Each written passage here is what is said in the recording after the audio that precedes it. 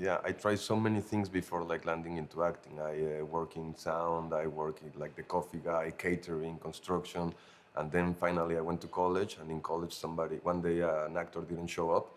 I was doing boom operator, and that's how I landed here. So I guess it's the same as Manny, like luck and hard work at the same time. And you, Margot? Yeah, same thing. I mean, Nelly comes like kind of bursts into Hollywood like, I'm a star, I'm gonna make it, you know. I don't have the kind of confidence that she has, I don't think, you know, she's got a lot of bravado, but I definitely have the same kind of drive and ambition. I was like, I'm gonna make it. I don't care what anyone says. I will make them pay attention. I'm gonna get on a film set. And this movie has a lot of representation, a lot of different characters that are culturally diverse. I was just wondering, yeah, do you think that representation has come a long way, especially in terms of films now? Oh yeah. I mean, it was such an interesting time, and that's why like characters like Lily's character, Lady Faye, who's a fictional character but largely based on Anna May Wong, and then like Sydney Palmer, for example, representing quite a few different kind of real life people. But it's, I mean, it was like there was opportunity, but only to an extent. Yeah. You know, Anna May Wong had an incredible career, but she was completely put in a box at the same time. So I think that was important to Damien to include, and it's definitely come a long way now, but I think we've got further to go. Yeah. For me, it's very easy. Like, Manny has to lie that he's Mexican, you know? He has to change his name from Manuel to Manny. When they ask, like, are you Mexican? He has to say, I'm from Spain. I never have to, I don't have to do that. So that's very explanatory, no?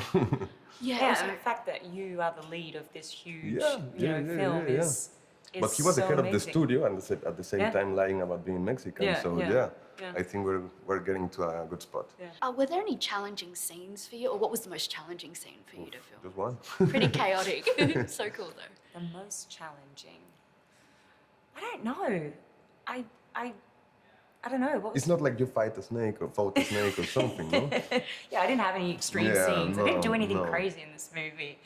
I don't know what was the most challenging, to be honest. There were a lot of scenes that I was scared to do and also had a lot of fun doing. I was most nervous to do the crying on cue, the rattlesnake fight, and the projectile vomiting. They were the three that I was most nervous for, definitely. Yeah. And for me, like long speeches in English, like that was hard too. Yeah, you do that whole boardroom Yeah, thing. You've got to yeah. do a lot of chat there. Was there a lot of prep for you in that case, for that Yeah. scene? Damien gave me like the most beautiful gift, that is time. You know, I probably started working in the movie way before other actors. He literally paid for my English classes, you know, lessons. And I worked with a beautiful dialect coach. Yeah, I did a lot of preparation for the language, for sure. And was there any favourite anecdotes on set that you can share? Yeah.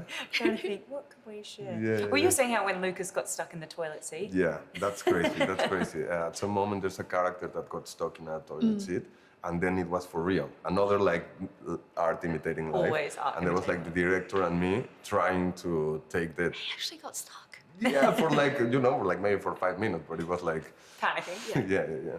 And one time, Lily and I were doing this driving scene, and I find out middle of the tape that Lily can't drive manual. She can't do stick shift in this 100-year-old, obviously manual car. And she was like, so I literally out of the corner of my mouth was teaching her how to change gears. It was so hilarious. Yeah. And there are a lot of different perspective and stories. I was just wondering, was there a favourite character that you really identified with, apart from your own? I loved so many of the Yeah. characters. But I will say Giovanna Depo's character, Sydney Palmer. I don't know if I identified with him, but he's my favorite character in the movie for sure. Yeah, I couldn't say who my favorite is. I love like all like the kind of like cameo almost roles. Like there's so many funny little tidbits.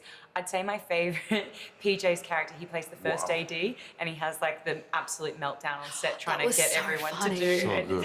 by the So time he good, gets to the yeah. end, he's like, and motherfucking sound, and like literally everyone in the cinema when we watched it in LA like clapping and cheering because we were like crying with laughter. And I worked with him on Wolf of Wall Street 10 years ago, so it just like I know how funny he is, but he was next level. His Hilarious. outtakes that will never see the light of day Yeah. are gold.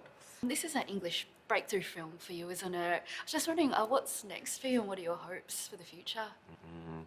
I still want to to come back to Mexico and Latin America and try to be part of like a new generation there.